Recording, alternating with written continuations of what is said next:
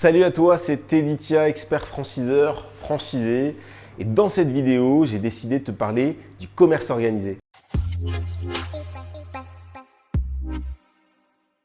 Alors, si tu vois que l'enseigne est un peu floutée, c'est tout à fait normal. Je te reçois dans le dernier établissement que je viens d'ouvrir avec, donc la semaine dernière avec mon associé. Et j'ai fait le choix depuis quelques années de ne jamais te parler des enseignes que j'exploite. Donc voilà, pour rester neutre et te parler uniquement de la franchise. Dans cette vidéo, je voudrais te parler du commerce organisé, qui est une thématique que j'aborde dans le module 2 de notre formation « Devenir entrepreneur franchisé ».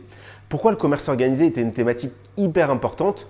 Tout simplement parce que peu de gens qui s'intéressent à la franchise ont conscience que la franchise, en fait, c'est une particularité d'un ensemble qui s'appelle le commerce organisé. Dans la base du commerce organisé, il faut déjà avoir en tête qu'il existe plein de types de contrats différents.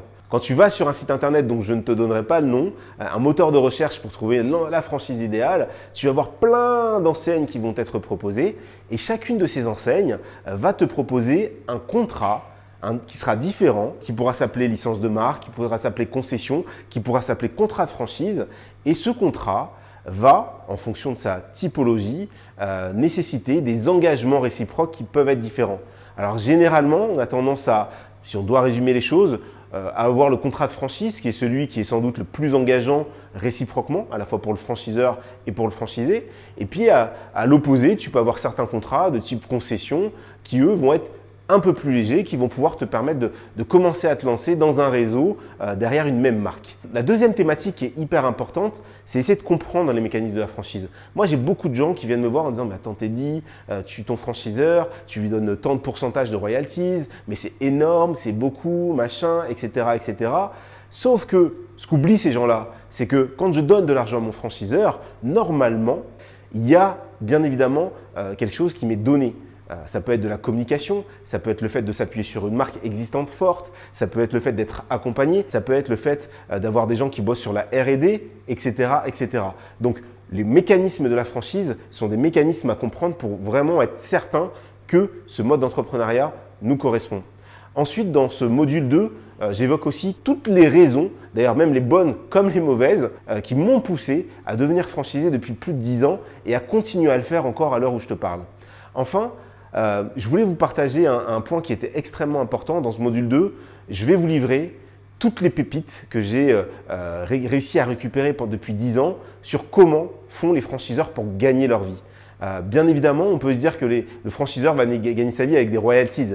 Mais en fait, quand un franchiseur fait très bien son boulot, il va gagner aussi sa vie de manière différente. Et il faut être au fait de tout ça pour être à l'aise et pour ne pas avoir l'impression de se faire tromper.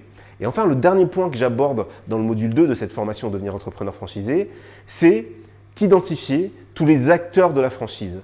Ça va être le franchiseur, donc la personne qui a créé le concept. Ça peut être éventuellement quelqu'un qui va te proposer, qui va être entre guillemets chasseur de tête pour le franchiseur. Ça peut être les plateformes qui font du référencement ou de la mise en relation avec les enseignes. Ça peut être les financiers, les financeurs. Ça peut être les acteurs de l'immobilier d'entreprise, etc., etc.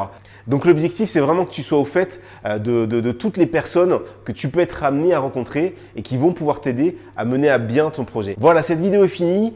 J'espère qu'elle va te servir. En tout cas, j'en suis convaincu. Pense à mettre 1 ou 2 pouces. Essaye de voir si tu peux mettre 2 pouces. Hein. C'est le challenge que je te lance.